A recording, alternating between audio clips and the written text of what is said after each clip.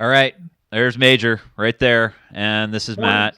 Good morning. Hey, how's it going this morning, Major? Outstanding, Matt. You good? Hey, I'm doing well. we've talked a little bit about this over the years of well, full disclosure, you were my counselor for a while, and then now, obviously with Gentle Lion, forgiveness. Forgiveness, I feel Yeah. like, is such an important thing right now. Why do you think it's so important right now to forgive others? Well, I appreciate you, first of all, acknowledging that you saw me back in the day for a little help, for a little check under the hood. I mean, and now we've evolved because that's been in the past, and we're now friends, and I'm proud of that and really appreciate your friendship. And it's just amazing how close we became through all these years and talking about all kinds of subjects openly and honestly. Mm-hmm.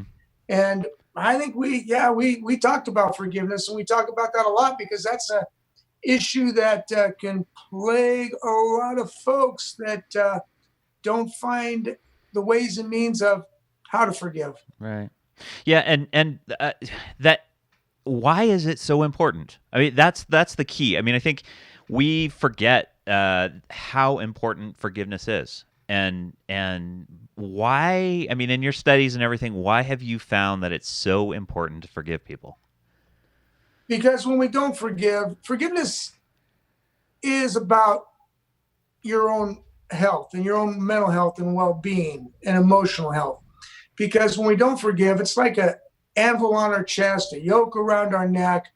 And I like to give people a very basic definition of forgiveness. I know you can look it up in the dictionary, but one that I really like, I borrowed from Charles Stanley, who's a great pastor teacher.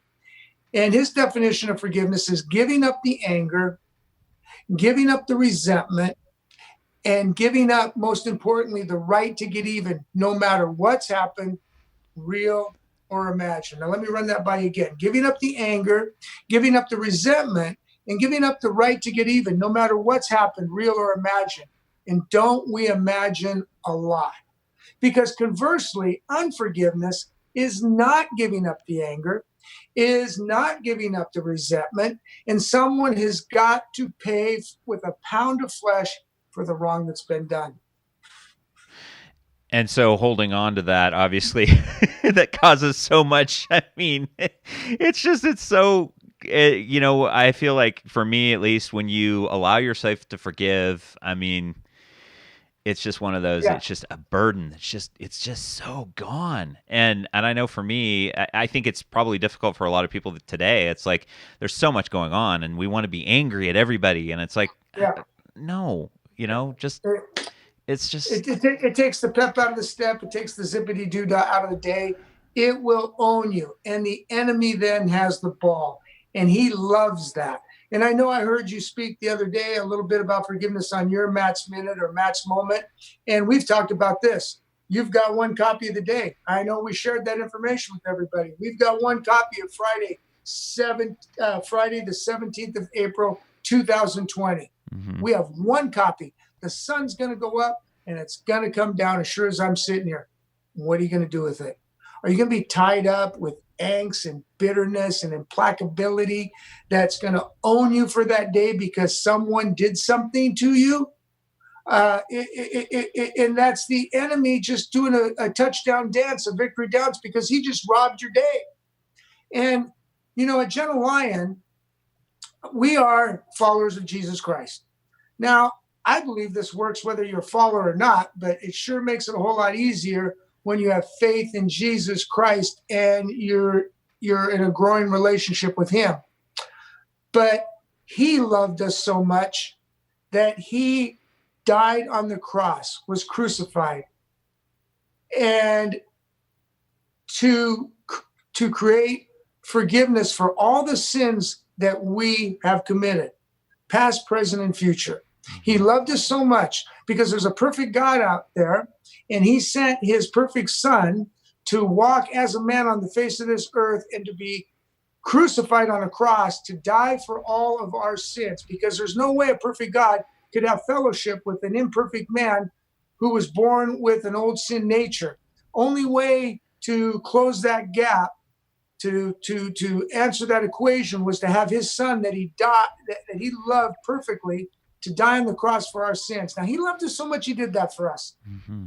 And he still loves us, and he wants us to love others in the same way.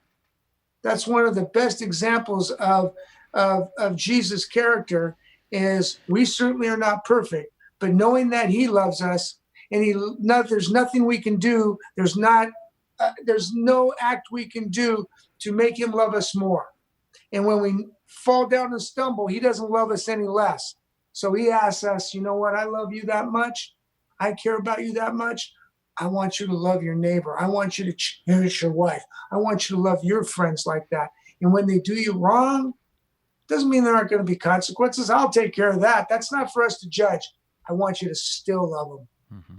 That's the most Christ-like character that I believe that we can demonstrate. And I don't try to impose my reality on others, because I know I've stubbed my toe, I've dropped the ball, I've been tied up in anger and bitterness and resentment, and I've allowed it to own me. And I know that doesn't work, because I know when I use the other method, when I claim a promise that was given to me, because God's promises are perfect, and I act out in a loving, giving, kind, and generous way, and I get my eyes off myself, life becomes so much better, so much fuller, so much richer. Right. It does indeed. Hey, thank you, Major, for your thoughts this morning. Appreciate it. Absolutely. That's always a pleasure. And have a great day, man. You too, brother.